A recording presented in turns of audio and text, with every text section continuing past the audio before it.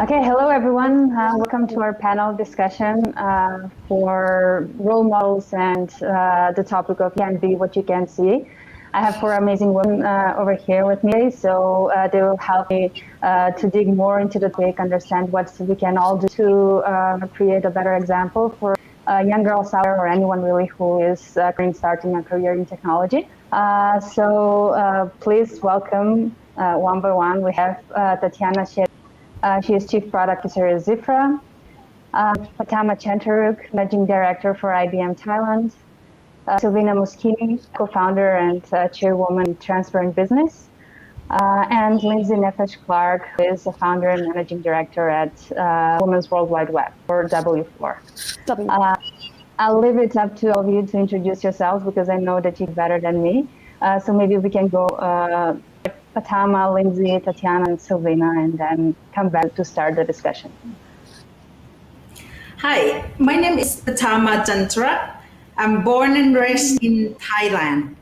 I've been in the IT industry for over 30 years. So starting as an engineer at Seagate Technology, the hard drive, I worked in the manufacturing before I joined Microsoft. So I live in Seattle over 20 years. So after 23 years of working at Microsoft, I decided to come back to take care of my parents. So, and I joined IBM 2 years ago as a managing director of the IBM Thailand. The first ever brought from outside after almost 30 years of IBM Thailand being set up here. Thank you, Fatama. Thank you. Sure. So I'm delighted to be with you all trailblazing. I'd like to thank me and the Women in Tech team for inviting me to be here today and to talk about a topic which is a crucial topic, is, role models. So I'm the founder of an organization called W4. W4 works to promote girls and women empowerment with a focus on harnessing technology. Our main programs provide girls and women, particularly in marginalized, underserved areas, with access to digital IT skills training, ranging from digital literacy right the way through to advanced specialized IT skills training, to promote women's access to formal employment and based entrepreneurship. Now, I have to say that I fell into technology. I was working in dramatically low tech context in places like in the Philippines, in many years ago, Philippines, in Bangladesh, in Kenya. And I was running education programs for girls and women. And these girls and women, a lot of them were living in very, very difficult contexts, and we were providing them with after schooling. They were going to secondary school, and they were absolutely brilliant, and they were managing to go to college as well, and were succeeding academically brilliantly. But what we realized was that education was necessary, but not a sufficient condition for the men to access formal employment. And actually what they did was digital skills training. And that's actually how W4 started. We set up IT training center. And sure enough, these young women were able to obtain employment in the tech sector, but also tech-related employment. So that's what I'm doing. I can come back maybe later to the subject of role models. So hello everyone again, and it's really a pleasure to be with you, with some remarkable women. So my name is Tatiana Shrey. I'm a Chief Product Officer at Zifra. This is a software development company based in Russia, Moscow. Actually, I've been in IT, digital, and natural resources for more than 15 years already. Working, as you can imagine, in a very male-dominated environment, having the profile of the Russian economy and also the specifics of the IT sector globally and in Russia specifically. So I feel that this is my mission, and this is actually what I have to do to promote equal opportunities for girls and minorities entering the IT world, and that's what I'm trying to do here at my company, but also outside having this wonderful opportunity at the moment. And in terms of my professional background, I spent quite a lot at Accenture, so 8 years, leading the IBM practice in OS, obviously. And I guess that was the kind I learned a lot in terms of women leadership and IT and digital, and that set really high bar for me to follow. And I also studied abroad at Cambridge in Switzerland. So I see and believe that actually there's a huge gap when it comes to gender equality in Europe, in the States, and in Russia. So there's still to do. And then they think and act out bringing more girls and more women to the IT sector. Thank you. Thank you too, Silvina. So thank you, Katerina, and thank you, Yumi, for bringing us together. I'm super humble and happy to be here with you today.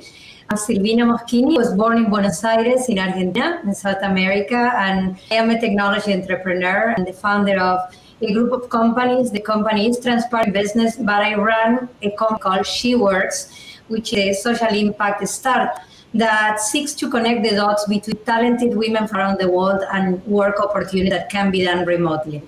At SheWorks, we found a problem and we seek, as we all entrepreneurs, try to find a solution, which was that we leave the workforce at 51% when they have kids because of lack of flexibility.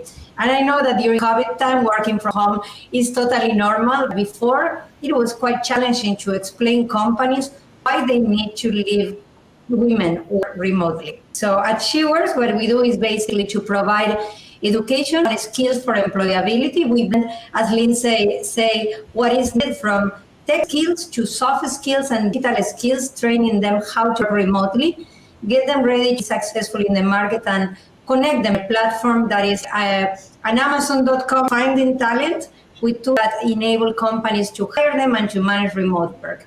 And I'm super thrilled that during times of crisis, we can always find opportunities, because this silver lining of the pandemic is that now remote work is normal.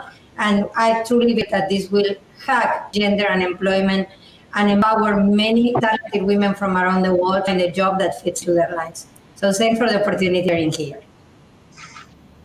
Thank you, Silvina. That's amazing. My company also provides remote opportunities for developers mostly, so software engineers in general. So it literally relates to what you're talking about, and creating opportunity for people who are not only in Silicon Valley or not only in the office, essentially being able to choose what you work on and where you work on. So it's really amazing, especially what you're doing for women who are forced to leave their office.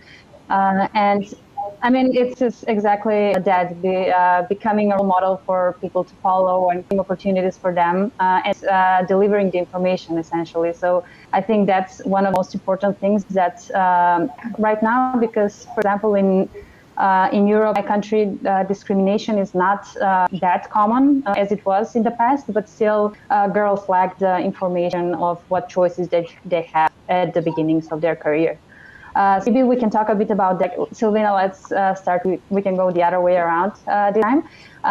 Who was the person that inspired you? What was the thing that made you go into tech? And especially, you mentioned you were born in Argentina, so what made you move to the US, for example? Very, very male-oriented country, because Latinos are like not precisely well known for being the ones that are traditionally believe women as a pair. It was actually my dad, which is a very, very interesting thing, because I come from a family where my brothers are equestrian jumping. They jump on horse competitively. So I was trying as the girl in the family to find my place, and it's challenging when you are surrounded by champions. So I want to ask my dad what he wanted me to be when I grow up. And my dad was totally puzzled, because I was like this big, like 5 years old. And he said, like, why are you asking me that? And he said, well, I will tell you something. You can be whatever you want to be. If you want to be a princess, you can be a prince, but you have to be a princess that builds her own castles. And I didn't understand that until very, very, very late. It was the most inspiring thing I ever heard in my life, because later I understood that what my dad meant is that I can be anything that I want to be, but I need to be financially independent. And since then, my dad is no longer with us, but I will remember his message. And I decided to work to help men to be economically empowered, because I truly believe that true independence always starts with the ability to earn your own money, to have financial independence. So that was my main role model and inspiration, and the man that challenged me and made me push harder, and also become determined to help other women to push harder and pursue their dreams and dream big and change the world together. So that was my little learning from childhood. I love it, and especially because a role model for women doesn't have to be another woman. It can be anyone who empowers us or helps us understand what we can do. So that's great, and a great example for anyone around there listening, not only women in technology. Tatiana, I think you can a lot to this because, as you mentioned, male-dominated profession, especially in less developed countries, the changes come not so rapidly as they do in Western world, for example. So maybe you can tell us about what's your take on this, what was your early experience? Yeah, sure. And I think then I think of my models. I think of my mom because as you can remember, and actually I'm growing up in a very stormy times after the Soviet Union collapse. And, my mom was a single mom trying to get me the best she could, actually. And it wasn't an easy job, but she was always inspiring me to do whatever I wanted. So it was never any kind of gender stereotype. And one day, because I developed a very deep passion in physics and for physics and mathematics, then I was a teenager. So she was trying to help in any possible way and to encourage me to get to this world of science. And one day she suggested that I apply for a very high-profile physics and mathematics school, competing with mostly boys. And actually, I ended up in a class with 25 boys and only 3 girls.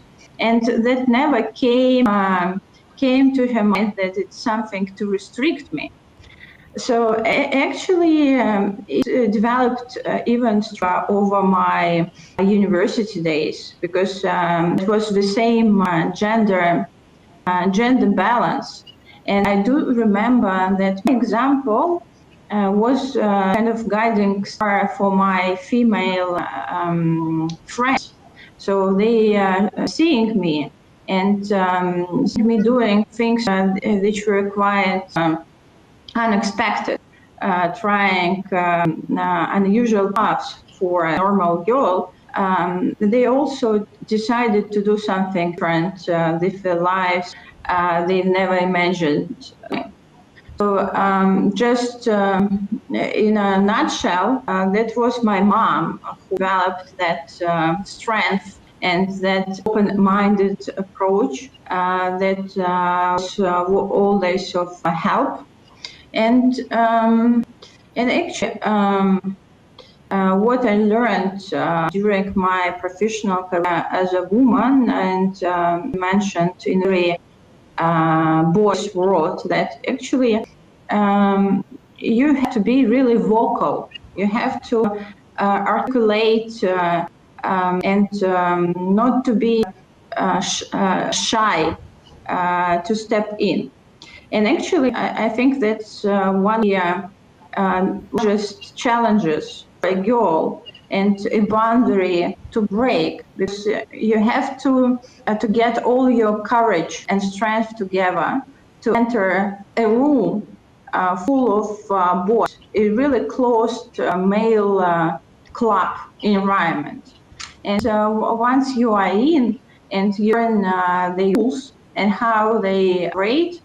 That links you to the comfort level, so you can work with them as partners and as colleagues and so on.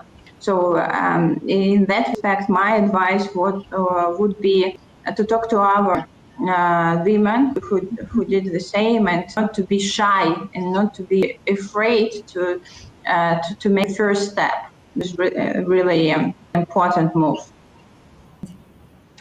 And amazing takeaway from what you said for me is to always bear in mind that we can all role models without knowing that, because as you mentioned, you will inspire your friends to go a step further or to try things they didn't imagine trying before you working in a male world, or if we call that way.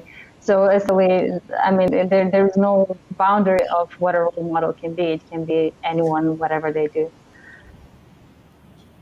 Lynn, we can continue with you. What's your story? Well, as I said earlier, I really fell into technology in, places like the Philippines and Bangladesh. This was about a decade ago, where, all these tech titans, they weren't what they are today. And actually these young women who were studying tech, they were models for me, even though they were young.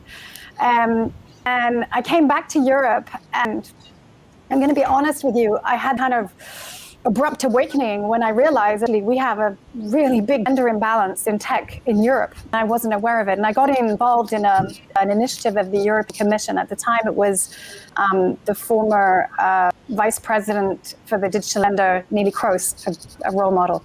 And it's Women in IT roles. And this was an initiative to raise awareness about women working in tech. And the studies that have been done, including by the European Commission, show that one of the things that can dissuade girls and women from pursuing STEM studies and careers in STEM is this perception, which is accurate, that it's a male-dominated sector. So there's this urgent need to have more visible and relatable role models. That's the other thing, is that there are, of course, we hear a lot about the tech giants and women, working in these giant technology companies, and I celebrate that. That is wonderful. But there are amazing women role models all around us, and also working in the SMEs, and we need to see these women. So I think that's when I really became aware of how important it is to have models. And as you said earlier, they don't have to be just women role models. I had a time, I was thinking of what you said, Silvina, I had a time where I traveled to Bangladesh, and at the time I was working with Grameen Bank, as you probably know, founded by a Nobel Prize winner, Muhammad Yunus, and covering the women internets, and seeing this work was being done to promote women's digital inclusion. All of this for me was hugely inspiring. I have lots of role models. Of course, I'm going to mention Ayumi is going to be one of my role models. I mean, there are role models all around us. I'm thinking of people like somebody who impresses me a lot is Doreen Bogdan Martin, who is now she's the director of the Telecommunications Union Development Bureau. I mean, somebody like Doreen, for example, she was the first woman to be be elected to a position in the history of the EU, and that's like over 150 years. There are these women everywhere, and we need to be spotlighting them, because they motivate us all to just say, we can do this. We can have trailblazing careers in tech. I mean, but one final point. I won this award a few years back, and it was, inspiring women in France working in tech. I had this epiphany. Oh yeah, women working in tech. I had never thought of it that way before. I was just doing my work. I was just doing what I was doing. And I guess I mentioned that because I think that also shows that there's this vast opportunities in tech, and I think we have to smash these stereotypes and the perceptions that are misperceptions of means to be a woman working in tech or tech-related employment. Exactly, and especially the tech evolves and that everything is around tech. This can be anything, like Silvina said, as long as you're financially independent and doing what you love, it will most likely be in some way or another involved with technology. And Lindsay also loved what you said about having role models who are actually younger than you, or people who maybe you taught or you were there. But as always, we can learn from anyone and get inspired by anyone. And also, like, not only looking to the tech giants and their CEOs or whoever is in their board of directors, but basically look around ourselves, find inspiration in anyone really. Fatama, I'd also love to hear from you about your, the step you took when you moved from your home country, and what inspired you to do that. How difficult was it? Maybe what now when you're back? Yeah, believe it or not, despite the fact that I'm in IT, but the key person who actually inspired me to do more and be more,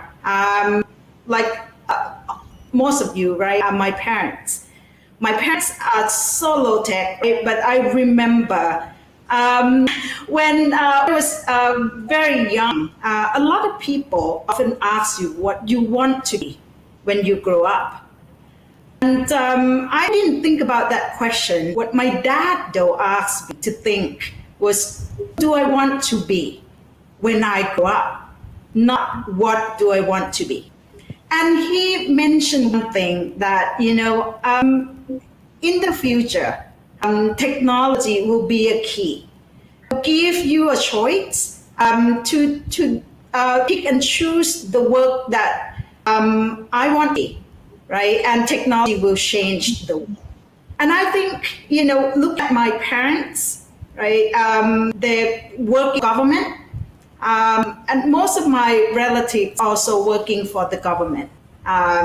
For me, as a Thai woman, there's no right to be a woman leader, right? My parents told me when I planned to leave the country, before it was for education. Went to get my master's degrees in the US, but I fell in love with technology. I study in Seattle. That's the home of Microsoft, where Bill Gates, Melinda Gates, there. But as I was there, I remember when I took a chance, Trina, to work in the U.S. as an Asian woman, right? And often that I want to give up because nobody liked me. I look different. And because, there's not many Asian women made it to the top. I remember when I called my mom, and I told her that, this may not be my place. And I remember she told me that if I have a sense of purpose that drive me and I want to make a difference, then I should aim high and become a leader and make sure that I make rooms for others. And at that moment, I thought to myself, yep, I may not have the person who look like me, but I believe that when I become a leader, there'll be more people who look like me and, inspired to what I do. And one person, though, that actually inspired me, and a lot of people, Oprah Winfrey, right? And I actually watched the show that she hosted one day, and she mentioned one thing that really touched me. She said, step out of the history that's holding you back. Step into the new story you are willing to create. When I listened to what she said, right, the show, the outlet she gave to people who look different, but she gave the outlet or the platform to the people and to show that human being as well.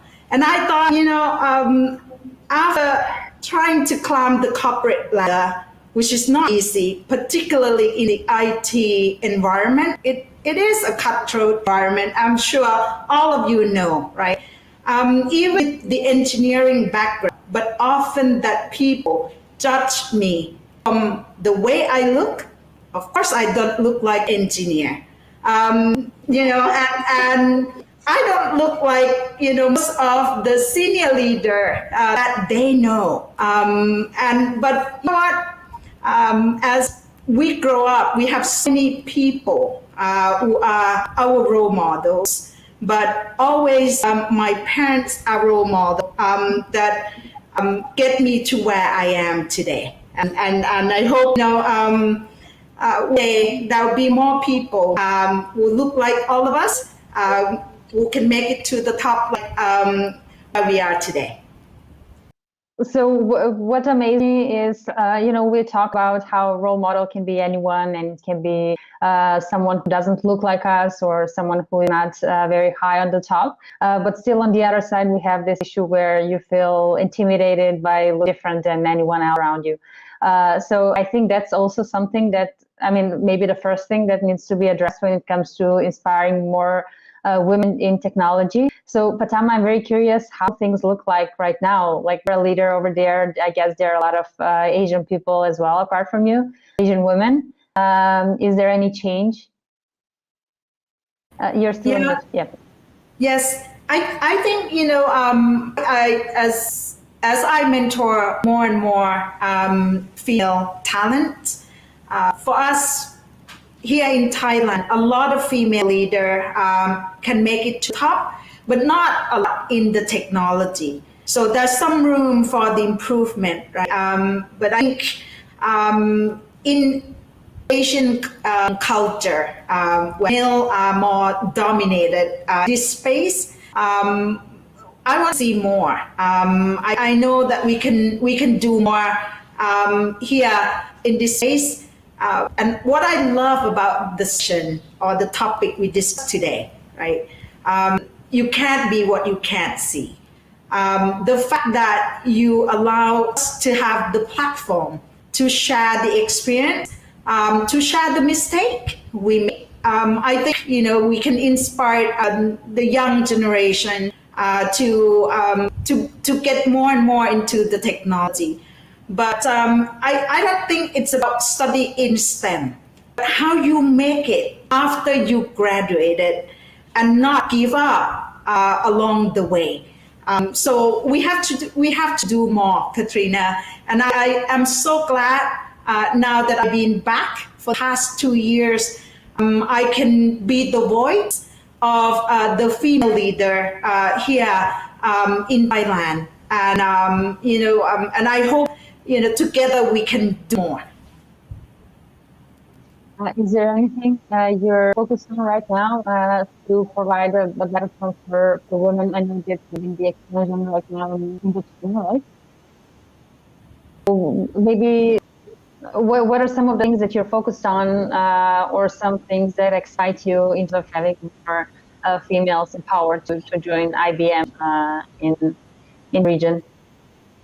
So for us, we actually promote women, helping women, and also the women leaders, particularly in AI. And we make it so much fun, right? So that a lot of CIO today who may not be female, but they can be the voice of the technology.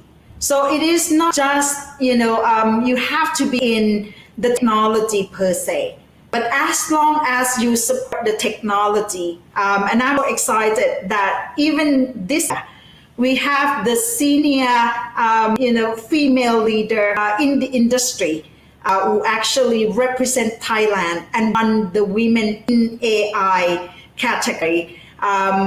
We can't say the name today, but I am so proud, right?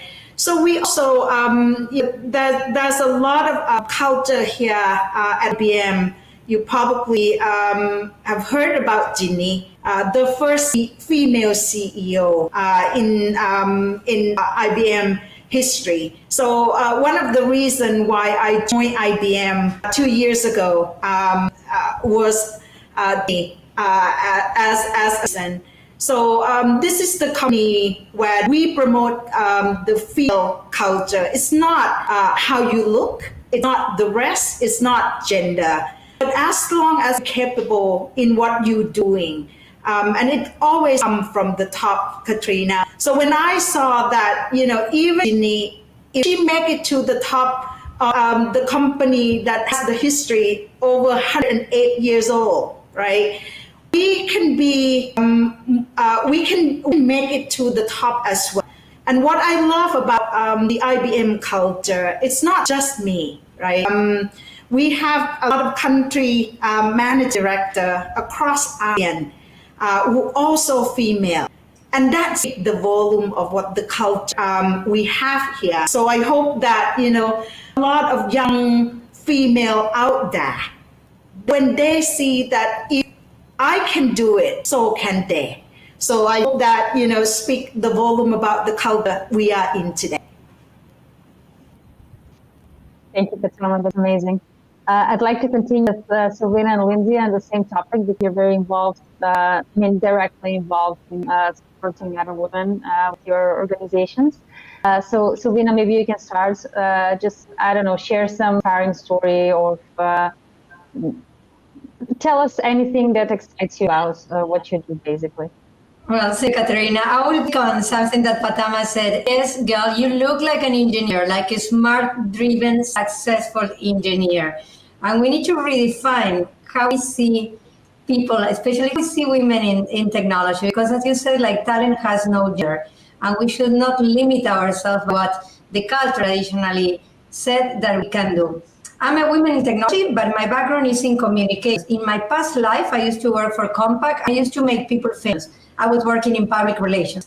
So you can also be a woman in technology, driving a technology company, as in my case, that I lead a company, actually 3 technology companies at one, and not have a technology background. So I think that's also very important to show to women that you can work in technology without being an engineer. But engineers can look Asian, can look Russian, can look American, can look Argentinian, can look Brit, can look as any one of the women in this world look like. And that doesn't have absolutely nothing to do with the looks. It has all to do with the ability to drive change and to understand the enormous power of technology. So one of the things that I'm doing now is I raise money as an entrepreneur. As a woman, it's always as difficult as to be a successful woman in technology, to be a successful entrepreneur raising money, because only 0.4% of money from venture capitalists go to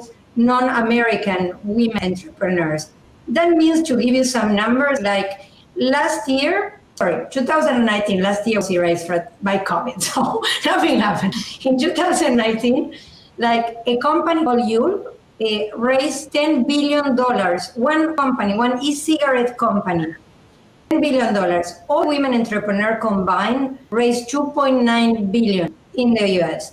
So it's less than 1/3 of the total money by all the women combined. So one of my missions now is to take the strategy that I took for fundraising for myself. I took my company to value at over $1 billion to many more women entrepreneurs from around the world, and take technology to democratize access to funding. So I'm going to be launching a show in the US with the top executive producer from Hollywood, which is executive producer of The Masked Singer, called Unicorn Show. And this Unicorn Show will take global private offering, which is a club of technology to support crowdfunding. So women entrepreneurs from around the world can get their company funded by supporting their enterprises, the money of people who believe in them, without having to go to the traditional institutions. Doing global crowdfunding to change the reality, to have more women entrepreneurs. And I hope that there will be many, many more women that embrace technology, because technology allows women to build big companies, and only big companies have the impact. But you have to access money. If you don't access money, you cannot build a big company. Entrepreneur or in a social enterprise is exactly the same as being an entrepreneur. It's as it's called. Difference when you run an NGO, you are running a startup. It's that the funding model it's a little different, but the work, the struggle, and the hustle is exactly the same. So that's my mission, to help this year get thousands of entrepreneurs, especially women entrepreneurs, access the money they succeed. And hopefully I will take it through the unicorn shows, and we have many more unicornias. So the female version of unicorns, which is like the magical name that they give in Silicon Valley to businesses that are value $1 billion. And this is like the magic, because once you reach $1 billion valuation, you don't go to them and beg them for money. They come to you. And this is about embracing power and being comfortable with power, which is one of the main challenges that we as women have: power and money, and our relate with power and money, because somehow in a very, very strange manner, we were taught that power is not cool, that we won't be like, you will make people comfortable if you are powerful. And this is totally wrong, because we can be powerful and drive positive change and use our power to empower other women. And this is my mission, and I know this is also your mission, and I'm thrilled for the opportunity to be sharing this with you. I'm thankful very, very much to Ayumi for everything that she does and for giving us this platform to inspire other women as well. That's Slovenia. And will that be a woman, the show, or will it become with also women? It will be to all entrepreneurs, but I will have a specific focus on women. I'm working with the United Nations, with the UN Women, to drive investment diversity in a program called Win-Win, led by the lead for the United Nations in Latin America, and also former Vice President of Panama. So I will specifically target women entrepreneurs. And with women entrepreneurs, we need to work a little different, because in addition to all the practical support we can all use, women and men, we need to work more in our mindset, because we need to have a winning mindset. This, as Patama said, and as I exchange and share with Lynn in many different occasions where we spoke together, the main barriers are the barriers that we set to ourselves.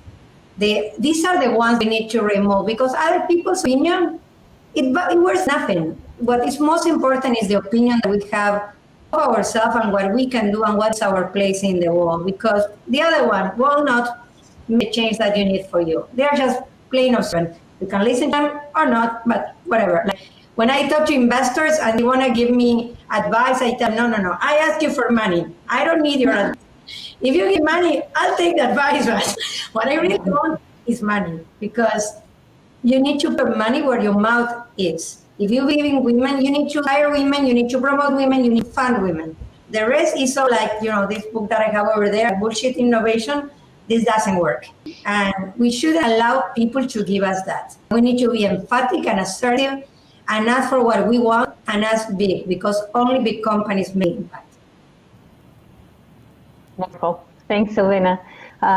Lindsay? Yeah, I really love what you were saying, Silvina, about the change mindset. And I do think that, when we look at women in technology, of course, there is the internal pipeline and making sure that companies have a culture, as you were saying earlier about IBM, that is conducive to women thriving in technology. But there's also the external pipeline, and all research shows that girls and young women, they're self-selecting out because they lack the confidence, they lack the self-confidence, this self-efficacy. So it really is about mindset, and we need to overhaul the PR of what it is to be a woman in technology, and what women in tech is doing is spotlighting women in technology across the world. At WF, we've got involved in the work of Equals, the global coalition to promote girls and women's digital inclusion and equality and leadership. And we're involved in a program called Girl in Tech. It's being run by GSMA, which is the global coalition of the mobile network operators and co-founder of Equals Global Coalition. And what is fabulous about it is these are introductory workshops to technology designed for girls and young women. So from age 11 right the way through to 25. And the idea is really to spark their interest in in tech, in STEM more broadly, but also in tech. These workshops are taking place around the world over the next 18 months. Is a very ambitious program. And of course, key component is the introduction to technology. But a key component to come back to this idea of mindset, role models, mentoring, is to expose these girls and young women to role models, to the mentors, to their peers, the other young women, girls and women who are interested in STEM, interested in tech, so that really turn the situation around. Because, you know, we look at women in tech at gender imbalance, which, you know, there's a serious gender imbalance. What we're seeing, and the research shows it, is actually there's been a decline since the 1980s. In the 1980s, you know, we didn't have the same problem we had today. So there's a lot of soul searching about, well, what's going on? So we need to turn this situation around. So W4 is very involved in the Girls in Tech and working with the Equals Coalition. And I think it's really driven to me, in addition to the work that we do at W4 in different countries around the world, from Pakistan, DR Congo, to France, to the country of the US, is how important it is to be able to see the women around us who are working in this field and who are thriving, like all of you. Thank you, Lindsay. Tatiana, what have changed in your environment you started? You mentioned you were the only girl with too many boys around you. How is it right now, company you're working with, and what are you personally doing to encourage more women to join or thrive? I was absolutely privileged to spend so many years at Accenture. And I think that Accenture globally being run now by first woman CEO, Julie Sweet, is really a benchmark when it comes to promoting gender equality and getting more girls to technology business. And I've seen that is actually, if you want that change to take place, it's just about your commitment and leadership from the top level. Then I entered the firm. There've been only probably from 20 to 30% of girls, females working. Then I left. It was 50-50. So that was a remarkable change, and it's getting better. So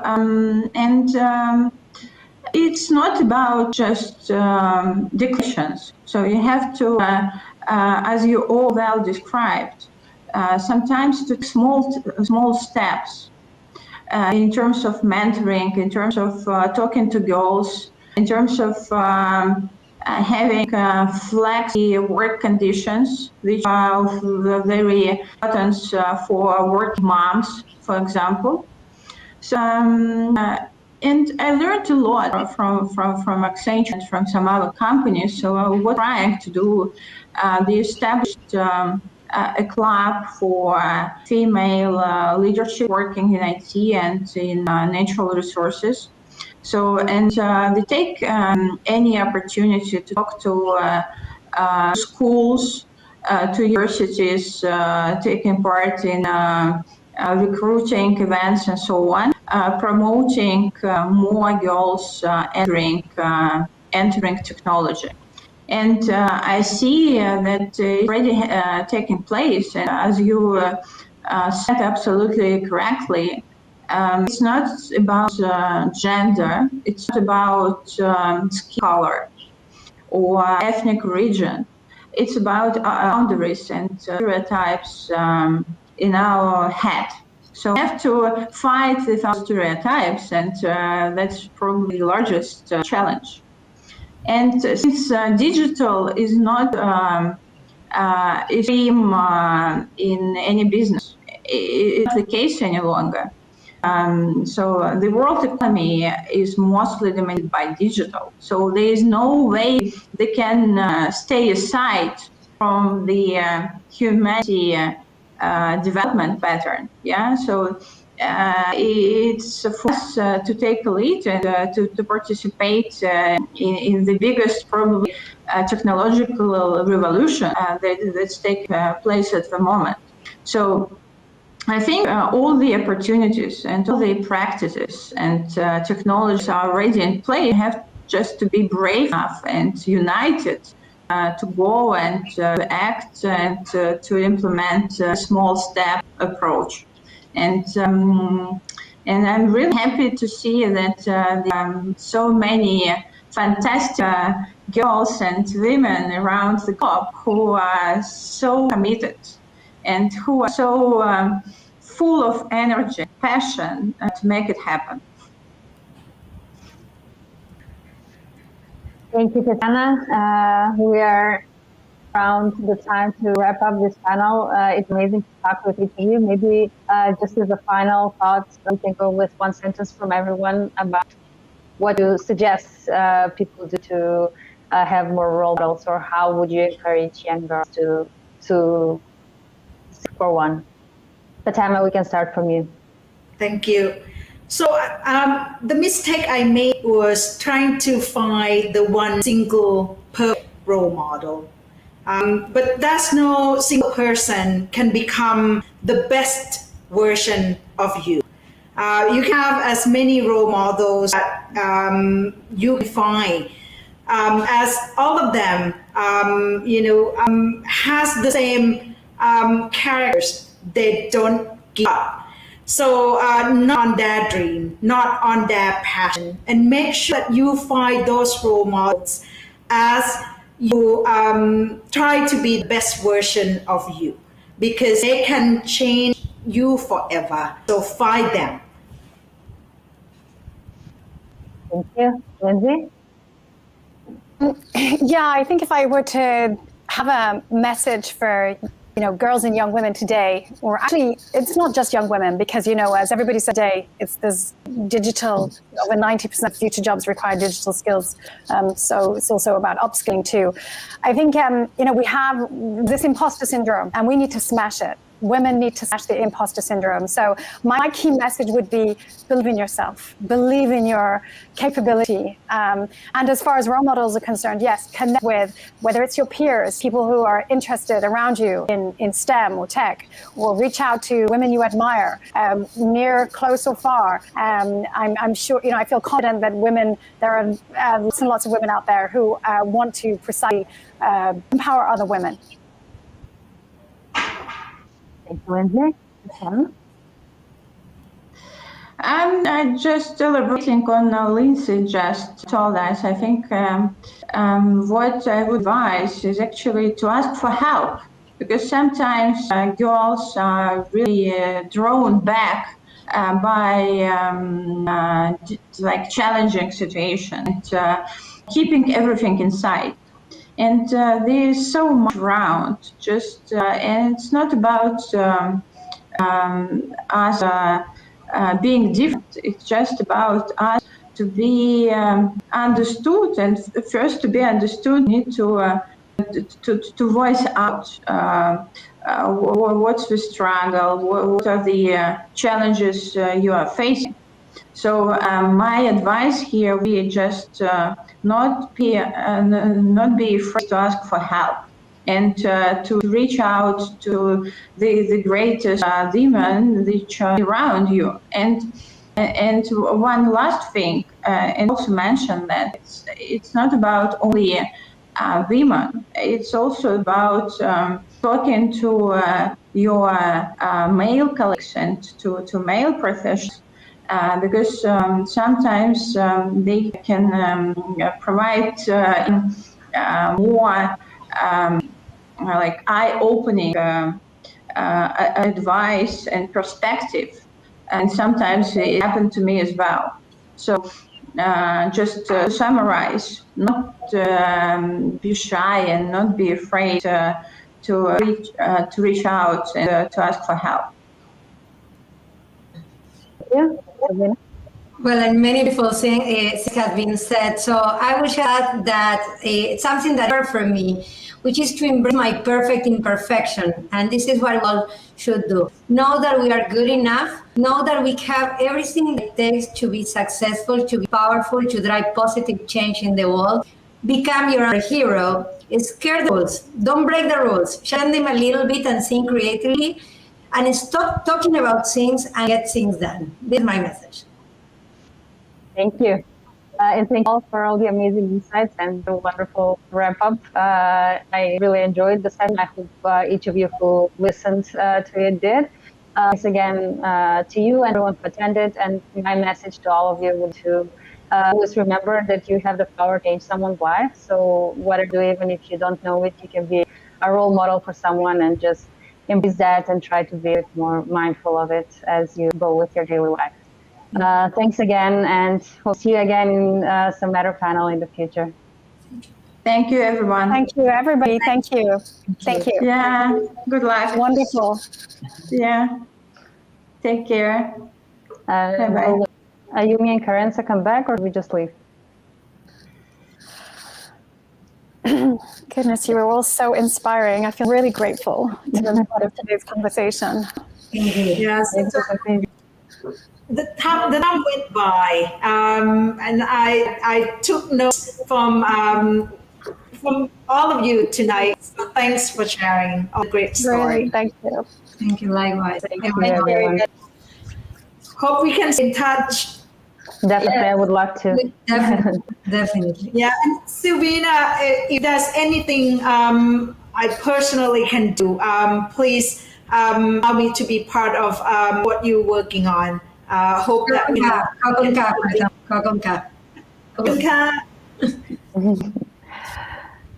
Thank you very much, everybody.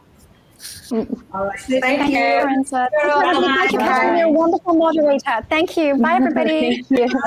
Bye. Thank you, Katerina. Bye-bye, everyone. Bye.